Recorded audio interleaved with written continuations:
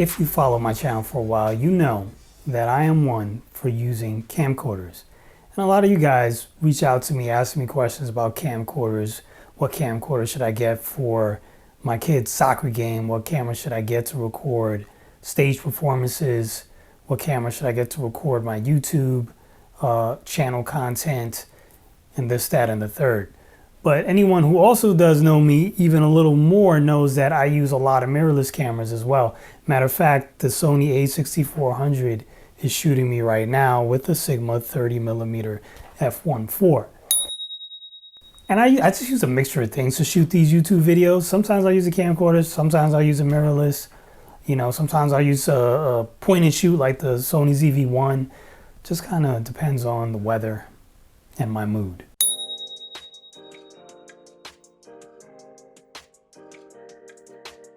Here's the thing. I have always been interested in finding a camcorder that I can use to shoot weddings specifically. And I have tried out several.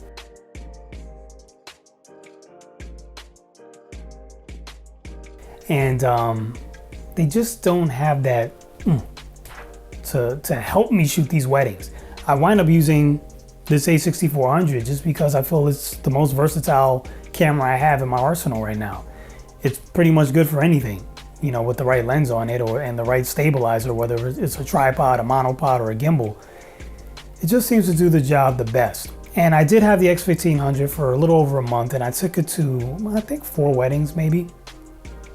And honestly, I felt that it did pretty well when shooting outdoors.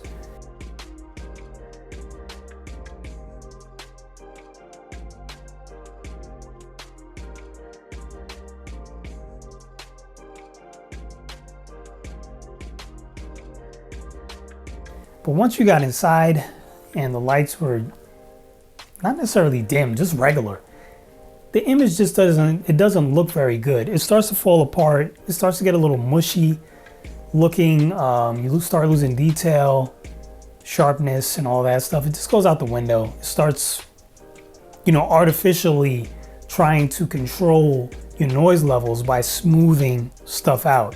And that doesn't look very good, in my opinion. You can control some of that because you can, I believe in that camera, you could adjust the noise reduction, which I did, and I monkeyed around with the settings, but I could never get it the way I really wanted it. Now, if you look at this shot here, this is the Panasonic X1500 getting a wide shot of the room. And if you look at this shot, it's not bad. It's not bad at all. And that's because when you're zoomed all the way out, the Panasonic is at f1.8.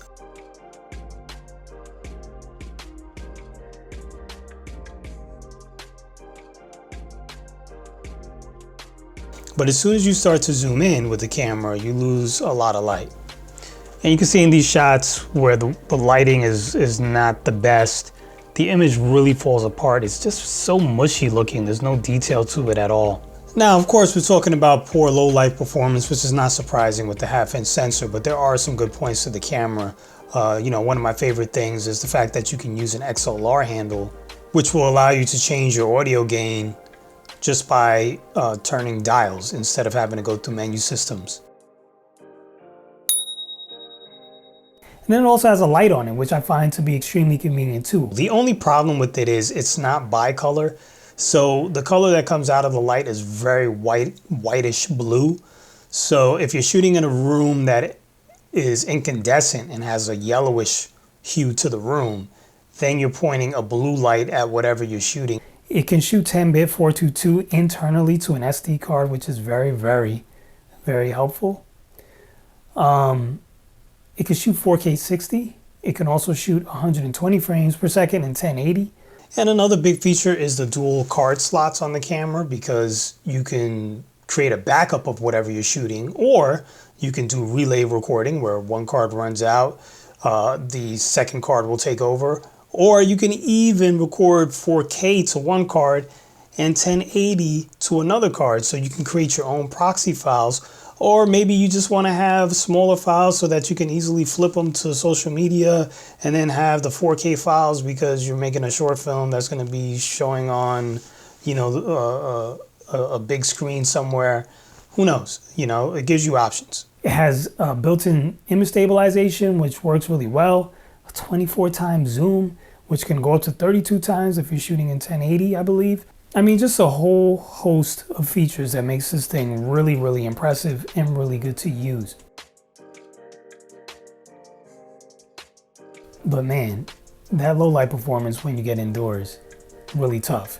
Even when I'm using lights like this, I'm using the Yongnuo YN3s, I believe they're called.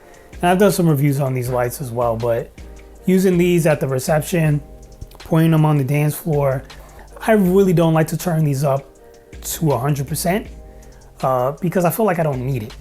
Especially when I'm using the Sony, I don't need 100%. They're usually like on 30, 40%, and that's more than sufficient for the Sony. It looks great. But I feel like with the X1500, you definitely have to have it up quite a bit in order for it to work.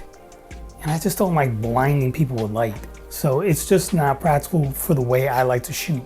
Also, in a video that I did, you saw how the AF performance is and some of the quirks of that. And if you didn't see that video, go check it out, but that's a little quirky as well. And then I did a whole nother video about getting a shallow depth of field with this particular camera because it is a 1/2-inch sensor. So getting a shallow depth of field is a little more trickier than you would like. But it's not impossible, as I showed you in the video, but still, I found that to be kind of a disadvantage for me because sometimes I do want to blur a background. Sometimes I don't. Sometimes you do. You can record directly, or excuse me, you can live stream directly to YouTube or Facebook with this camera, which I think is a really cool feature. It does come with the Cine V and Cine D picture profiles in it too, which look good. Cine V is very contrasty though, and then Cine D is a little more, a little flatter and stuff, but both profiles look really good just coming right out of the camera. So those are in there. Here's one problem though. You have 422 10-bit codecs, but there's no vlog. There's also no HLG. And this might be something that at the time of you watching this video, that might have been released in a firmware update, but when I used the camera, that was not a feature. And I think it should be a feature. So hopefully Panasonic will add that to the camera, because if you're gonna give us the 422 10-bit, you might as well give us that as well so that you can grade the image if you need to, and you can squeeze out a little bit more dynamic range if you need to as well. You know, and if you know anything about this camera, you know the battery life is outstanding. I feel like it could run for probably 5 hours without having to swap a battery or charge, which is amazing. So battery life is certainly not an issue with this camera. Also, the LCD screen was exceptionally good. It's a great size and it's really bright and it's really sharp and detailed. So getting focus on your subject, or making sure your subject's in focus, making sure you have the right exposure, all that stuff I think works really well with this camera. Actually, I'm gonna say something too. It's actually a little bit too sharp because it's almost misleading, because when you look at the LCD screen, everything looks so perfect. And then when you put it on your computer, you realize how much noise is actually in the picture. The LCD screen doesn't really show you that. It makes everything look nice. Even when you get to those higher gain levels, you throw it up to 24. I think it goes up to 30. But once you're getting like past, I don't know, 12, 16, it's really starting to get pretty grainy and almost unusable.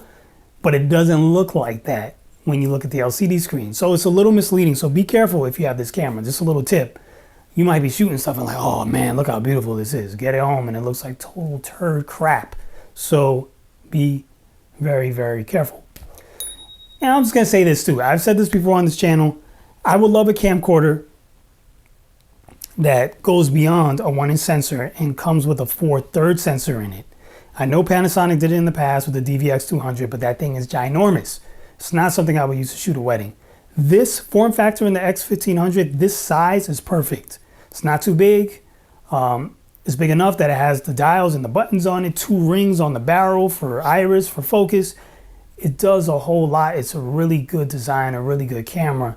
They could just go a little bit further.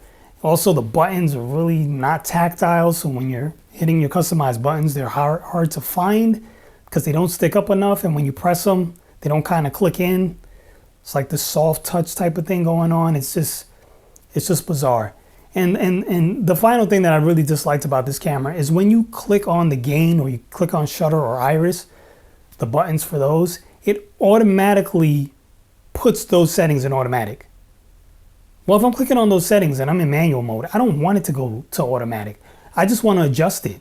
If I'm hitting the gain, I want it to go from 12 to maybe 16. But instead, it puts it in auto. So if I'm in like a dim lit situation, it kicks it all the way up to maybe 24, 30 or whatever. That's not what I wanted. So then I got to click it again and then dial it back down. So it's going up and down, up and down. I don't like that. I wish it would just have a setting that would allow you to press the button and then manually control those settings using the dial. That's how it should work, but it doesn't. So just keep that in mind too. So that's it. I'm sorry to rag on it. I'm not really ragging on it because I really think it's a good camera. If you're kind of in a studio setting and you're using lights and things and you can get your subject close to the lights and you can control all that type of stuff, it's going to work phenomenal. It's going to work phenomenal when you're shooting in brightless situations outdoors. If you're indoors and it's really bright, like a gymnasium or something, I'm sure it's going to be perfect for sports and things like that. Maybe not so much because the autofocus is a little funny, but for the most part, I think it's a pretty darn good camera. Just put the 4/3 sensor on one of these things, please, so we can get more shallow depth of field, better low light performance. And I know some of you are going to say, oh, but it's not possible. It is. Please be mindful that there's the LX100 that Panasonic made, LX100 Mark II. That has a 4/3 sensor in it. It's a tiny pocket point and shoot camera. That has a 4/3 sensor. So don't tell me you can't put it in a camcorder when you can put it in a tiny little camera like that. Yes, you can. So let's just make it happen. Get us a tool that we can actually use for multiple situations, and I would be so thankful. Anyway, if you're interested in the X1500, links are down below. Please purchase that. I'll get a giant commission on that, which really helps me make more videos for this channel and keep me going. Put food in my mouth, money in my pocket, clothes on my back, my children's back. Help me out, please. And if you can't do that, the least you could do is give it a like and subscribe to the channel.